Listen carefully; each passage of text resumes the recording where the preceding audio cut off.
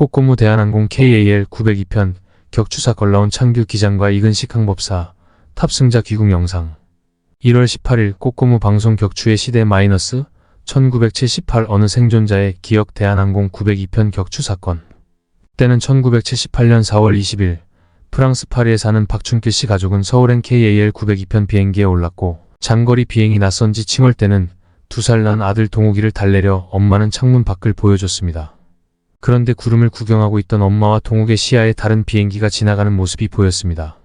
어머 동욱아 저기 봐. 새처럼 생긴 비행기네. 신기해하는 승객들과 달리 이 광경을 본 조종실은 그야말로 초비상이었습니다. 땅에도 길이 있듯이 하늘에도 정해진 항로가 있어 비행 중 다른 비행기를 볼 확률은 극히 희박하기에 조종사는 급히 교신을 시도했지만 답이 돌아오지 않았습니다. 혹시 모를 충돌에 대비해 고도를 낮추는 순간 엄청난 굉음과 함께 기체가 중심을 잃고 사방으로 흔들렸습니다. 갑자기 흔들리는 비행기의 물건들은 사방으로 쏟아지고 승객들도 이리저리 흔들리고 넘어졌습니다. 기내는 비명과 울음이 가득한 그야말로 아수라장이었습니다. 조종실에 있던 김창규 기장은 먼저 비행기 상태를 살폈는데 왼쪽 날개는 잘려나간 데다 엔진도 하나 꺼져 있었습니다. 더 이상의 비행은 무리라고 생각한 그는 비상착륙을 하기로 결단을 내리고 전 승무원 비상착륙을 준비해주세요 라고 말했지만 베테랑 승무원들조차 가망이 없다고 생각했습니다. 몇 번의 착륙 시도가 모두 실패로 돌아가고 급기야 연료마저 바닥을 보이면서 이제 정말 마지막 시도일지도 모를 착륙을 진행합니다. 승객 109명의 목숨이 모두 김창규 기장의 손에 달려있는 상황. 그때 간절하게 목적지를 찾던 김창규 기장의 눈에 한 장소가 들어왔습니다. 이 장소로 마지막 남은 힘을 끌어모아 서서히 기체를 착륙시켰고 기적적인 성공을 거뒀습니다. 902편이 착륙한 곳은 눈이 잔뜩 쌓인 새하얀 미지의 공간이었습니다. 내려서 착륙한 기체를 직접 본 승객들과 승무원은 아직도 그 모습을 잊지 못한다고 회상했는데요. 왼쪽 날개는 2m가량 잘려나간 데에다 200개가 넘는 구멍까지. 외부의 공격이 아니라면 설명할 수 없는 상황이었습니다. 어딘지도 모르는 곳에서 초조하게 구조를 기다리던 그때 멀리서 사람이 다가오는 목소리가 들렸습니다. 듣던 중 반가운 이야기에 승객들과 승무원들은 일제히 고개를 들었지만 곧 눈앞에 보이는 광경에 할 말을 잃고 말았습니다. 총을 든 군인들이 경계태세를 갖춘 채 그들에게 다가오고 있던 것입니다.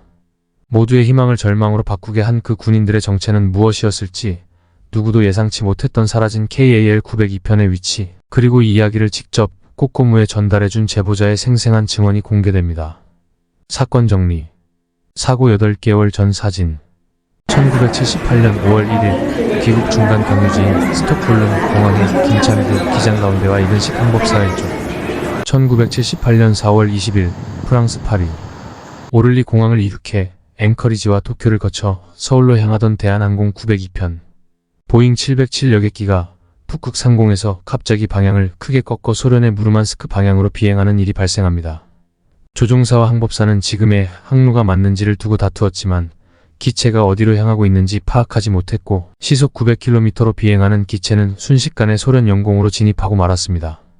902편이 진입한 지역은 방공기지가 밀집된 소련 해군 북방함대의 모항인 무르만스크 항공이었고 소련 방공군은 오후 8시 54분 영공 400km 밖에서 자신들을 향해 전속력으로 날아오는 대형 항공기를 발견했습니다.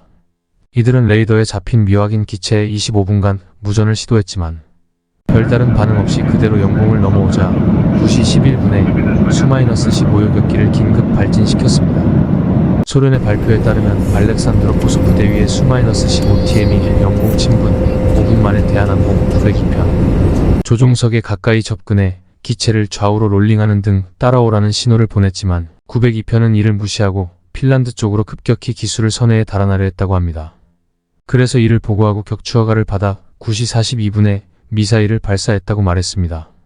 미사일에 손상된 동체 내외부. 하지만 기장의 말은 달랐습니다.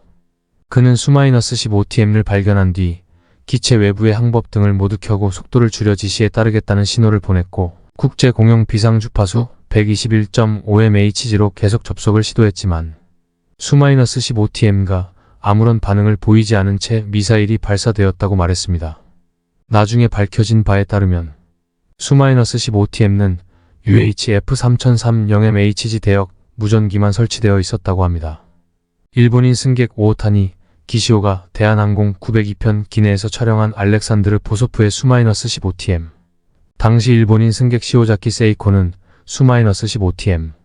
출현부터 비상착륙까지 1시간 42분 동안의 모든 일을 시간대별로 기록해 놓았는데 수-15tm가 902편의 오른쪽에 바짝 붙어 항공기를 후려보듯이 기수부터 후미까지 오가며 비행을 했고 직후 항공기 외부의 등이 전부 커졌는데 수-15tm가 시야에서 사라진 후 폭발이 일어났다고 합니다.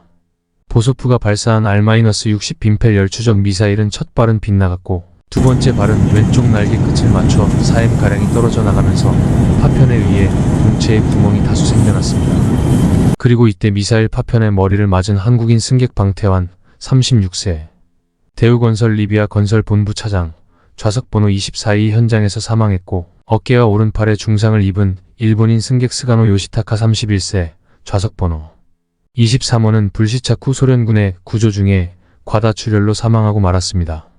사망자 2명, 부상자 13명. 피격 직후 기장이 즉시 기수를 내리고 급강하하며 고도를 35,000피트에서 3,500피트로 낮추자 소련군의 방공 레이더에서 항공기가 사라졌고 구름을 뚫고 강하하면서 보소프의 시야에서도 사라집니다. 그리고 이 시점에서 교대를 위해 4대의 수-15tm가 발진했고 미사일에 떨어져 나간 KAL-902의 왼쪽 날개 파편이 레이더에 잡히자 추적 미사일을 발사해 공중에서 파괴했습니다.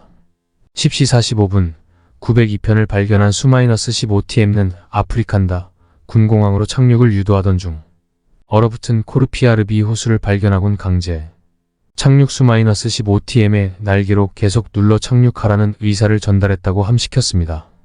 그리고 당시 김창규 기장과 이근식 항법사는 처음에는 큰 도로에 착륙하려 했으나 기차가 나타나 급히 기수를 올렸고 눈 쌓인 긴 얼음 호수를 발견해 착륙을 시도했다고 증언한 바 있습니다.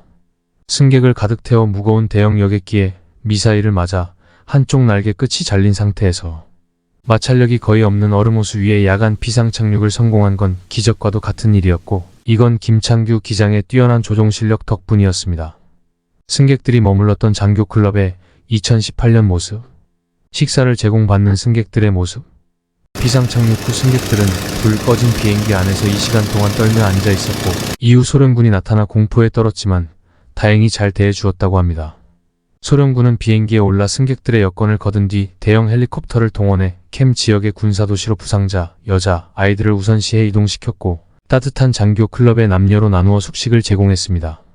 이렇게 첫날 밤이 지나고 둘째 날에는 승무원과 승객들이 KGB의 조사를 받았습니다. 당시 김창규 기장은 자신은 소련 국경을 넘은 줄 몰랐으며 전투기가 접근해 동체의 붉은 별을 보여줄 때 알았다고 대답했지만 KGB는 받아들이지 않고 신문과 진술서 작성을 5회 이상 반복했다고 합니다. 그리고 최종적으로 민항기에 첩보 설비를 설치해 승객의 목숨을 담보로 정보 공작을 벌이려 했고 소련 방공군이 빠른 긴급 발진과 미사일 공격을 통해 정보 공작을 성공적으로 차단했다는 결론의 보고서가 작성되었습니다. 다음날 아침 승객들은 스파이 혐의가 없다고 판단돼 모두 돌려보내졌고 당시 대한민국과 소련 사이에는 국교가 수립되어 있지 않아 미국이 중재에 나서 승객들과 객실 승무원들을 우선 중립국인 핀란드의 수도 헬싱키로 이동시킨 뒤 대한항공이 보낸 또 다른 707을 타고 김포국제공항을 통해 귀국했습니다. 김창규 기장과 이근식 항법사는 추가 조사를 받은 뒤 마찬가지로 핀란드를 거쳐 한국으로 돌아왔습니다. 이후 김창규 기장의 조종사 자격이 취소되었고 책임감을 느낀 김 기장은 대한항공에 사표를 제출했는데 이는 수리되지 않고 지상 근무를 하는 것으로 진행되었습니다. 그리고 9개월이 지난 다음에 1월 다시 조종사 자격에 응시에 합격함으로써 707 기장으로 복직했고 5월에는 대한항공 최고 영예인 창군 공상, 7월에는 외국인 모습, 최초로 미국에서 AVG-CNAC 항공인상을 수여받으며 어려운 비상 착륙을 성공시킨 공로를 인정받았습니다. 당시 부기장과 기관사, 항법사 역시 김창규 기장과 함께 사표를 제출했는데 이근식 항법사의 사표만 수리되고 부기장과 기관사는 조사가 끝난 뒤 전원 복권, 복직되었다고 합니다.